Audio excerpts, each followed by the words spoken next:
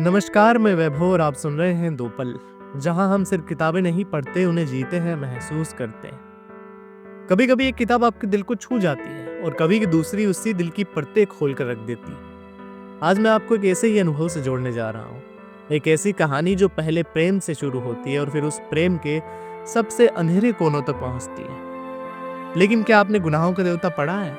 अगर नहीं पढ़ा है तो ऊपर आई कार्ड पर क्लिक कीजिए, क्योंकि आज की कहानी उसी के साए में लिखी गई है और एक सच्चाई की दस्तक है। गुनाहों का देवता धर्मवीर भारती द्वारा लिखा गया वो उपन्यास जो आत्मा को छू जाता है। इसमें चंद्र देवता की तरह प्रतीत होता है, लेकिन क्या हर देवता सचमुच निर्दोष होता है?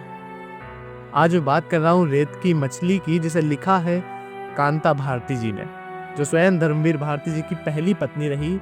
और ये उपन्यास भी आत्मकथात्मक रूप में है, पर इस बार कहानी का केंद्र चंद्र नहीं, कुंतल है। एक स्त्री जो अपने सपनों के पीछे दौड़ते दौड़ते अपने ही जीवन के आईने में खुद को अनजान पाती है। कुंतल जो अपने परिवार के विरुद्ध जाकर एक प्रतिष्ठित लेखक शोभन से विवाह करती है।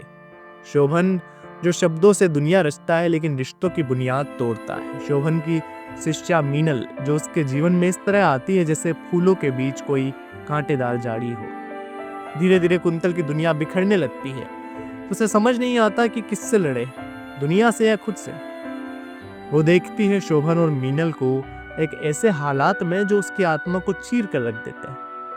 और यहीं से शुरू होता है हमारा सफर, क्योंकि रेत की मछली सिर्फ एक उपन्यास नहीं है, ये एक चुपचाप चीख है उस स्त्री की जो सब सहती जाती है, बस इसलिए कि उसने किसी से प्रेम किया था। कई बार पढ़ते पढ़ते रुक जाना पड़ता है, गहरी सांस लेनी पड़ती है और सोचना पड़ता है, क्या सचमुच यही है हमारा समाज?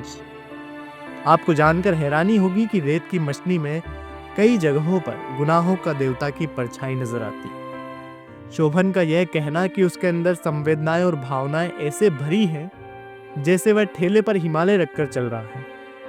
और धर्मवीर भारती की एक चर्चित रचना का नाम ठेले पर हिमालय है। जब कांता भारती गर्भवती थी, तभी धर्मवीर भारती की एक शिष्या पुष्पा शर्मा उनकी देखभाल करने आती थी, और आगे चलकर वो धर्मवीर भारती जी की दूसरी पत्नी बनी। और रेत की मछली उपन्यास में मीनल का किरदार भी ऐसा ही है। एक और दृश्य में जहां पादरी कुंतल और उसकी बच्ची को आशीर्वाद देकर शोभन को सांत्वना देने जाते हैं, तो कुंतल शोभन को देखकर सोचती है, गुनाहों की बस्ती में खड़ा एकमात्र देवता। क्या इत्तेफाक है या फिर सच छुपाया गया साहित्य? जब मैंने इस उपन्यास को पूरा पढ़ा तो मेरे भीतर एक गहरा सन्नाटा था। ऐसा लगा जैसे कोई मुझे भीतर झकझोर गया और ये सवाल खड़ा कर गया हो कि क्या हम सचमुच इंसान को उसके शब्दों से पहचान सकते हैं या फिर उसके कर्मों से? मैं आप सबसे यही कहूंगा कि पहले गुनाहों का देवता पढ़िए और फिर रेत की मछली। इन दोनों उपन्यासों को पढ़ने के बाद आप साहित्य को सिर्फ पढ़ना नहीं, समझना शुरू करेंगे। इनकी लिंक आपको बायो या डिस्क्रिप्शन में मिल जाएंगी।